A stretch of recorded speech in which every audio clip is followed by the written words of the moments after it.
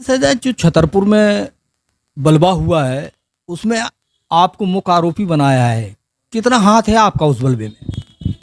कि हम लोग तो वहाँ पर केवल ज्ञापन देने गए थे और इसमें मेन जो थे हमारे सदर साहब थे जावेद अली। हम लोगों ज्ञापन देने गए, उनके साथ काफ़ी मुस्लिम समुदाय के लोग भी थे। वहाँ गए तो वहाँ टीआई साहब लेट आए, 1 डेढ़ घंटा वहाँ हो गया तो लोग इकट्ठे हो गए ज़्यादा। जब टीआई साहब आए तो जनता बेकाबू हो चुकी थी और धक्का मुक्की वहाँ चल रही थी।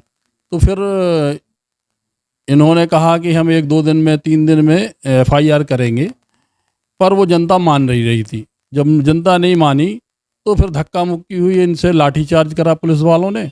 तो फिर उन लोग किसने पथराव कर दिया, ये हम लोगों के समझ में नहीं आया और हमें तो ज़बरदस्ती इसमें फंसाया जा रहा है, क्योंकि हम उस टाइम पे एडिशनल एसपी साहब थे, डिप्टी कलेक्टर साहब थे, एसडीएम साहब थे, उनके साथ हम खड़े थे और हमने जाके, उन्होंने हमसे कहा कि आप भीड़ को रोको, तो हमने जाके भीड़ को रोका, उनको समझाया, पर दोनों तरफ से लाठीचार्ज इधर से चल रहा था, उधर से पत्थर चल रहे थे। तो फिर हम लोग वहाँ से निकल गए और इसके, जबकि हम लोगों का कोई रोल नहीं हमारा, और हमारा पूरा मकान तोड़ दिया गया, हमारे पूरे घर वालों को परेशान करा जा रहा और हम भी बुरी तरीके से परेशान है और हमें बदनाम किया जा रहा है कि ये इस तरीके से उपद्रवी करते हैं। जबकि 13 14 साल से हम लोग तंजीम चला रहे हैं, लोगों की मदद करते हैं।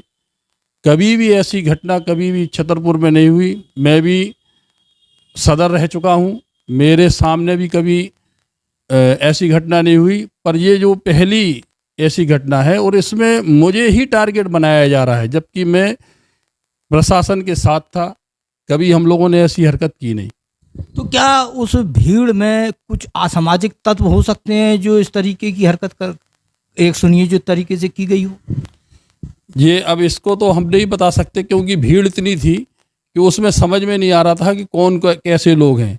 और कुछ लोग ऐसे आए होंगे तो वो असामाजिक तत्व, क्योंकि इस तरीके की जो घटना घटाते हैं वो असामाजिक तत्व ही होते हैं।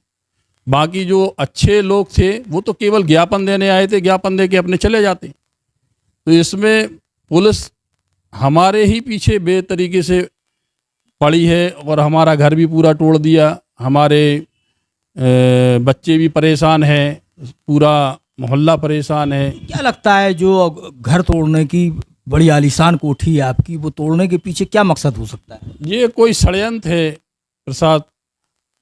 पुलिस प्रशासन का या प्रशासन का, कि मुझे टारगेट बनाया गया, जबकि मेरा कोई ऐसा आज तक का कोई ऐसा रिकॉर्ड नहीं है कि जिसमें मैंने कोई ऐसी घटना को अंजाम दिया हो। तो क्या चाहते हैं अब आप, किस तरीके का न्याय चाहते हैं? हम मुख्यमंत्री जी से ये अपील करते हैं कि आपके निर्देशन में जो ये कार्रवाई हुई है, तो हमारा तो मकान टूट गया, पर हम आपसे ये गुजारिश करते हैं कि आप पहले तहकीकात करा लें, इसके बाद किसी का मकान तोड़वाएं, क्योंकि किसी का जब आशियाना उजड़ जाता है तो वो बरसों उसको बना नहीं पाता। तो हमारी यही प्रशासन से भी गुजारिश है कि अगर आप कार्रवाई कर रहे हैं, आप मौजूद होने के बावजूद भी मेरे खिलाफ इस तरीके से कार्रवाई कर रहे हैं, तो मैं समझ नहीं पा रहा हूं कि मुझसे क्या बुराई है प्रशासन की। ऐसा लगता है कि आज के वक्त में इंसाफ का नाम मिट चुका है, लोग इंसाफ से कतराते हैं। आप यही देखें, शहजाद अली के ताल्लुक से जो चलाया गया, अगर उन्होंने यकीनन जुर्म किया है तो आप सज़ा दें, आपको कोई मना नहीं करता। इस तरीके से बिल्डोज़र लाकर उन पर एकदम कार्रवाई कर देना बिना नोटिस के, ये कोई इंसाफ नहीं है, बल्कि ये सरासर नाइंसाफ़ी है। कोर्ट कचहरी अदालतें इसीलिए बनाई जाती हैं कि अगर कोई जुर्म कर रहा है और अगर उसका जुर्म साबित हो जाए तो आप यकीनन उस पर कानूनी कार्रवाई करें, आपको कोई नहीं रोकता। अगर आप ऐसे करते रहे तो इंसान का भरोसा उठ जाएगा, कानून पर से भरोसा उठ जाएगा, वो यकीनन फिर एक बुराई की दलदल में फंस जाएगा। हमारी अपील ये है आपसे कि अगर कोई जुर्म कर रहा है तो आप उसे कानूनी कार्रवाई पहले पूरी करें, उसके बाद जो सज़ा उसके लिए मुकर्रर हो वो आप तय करती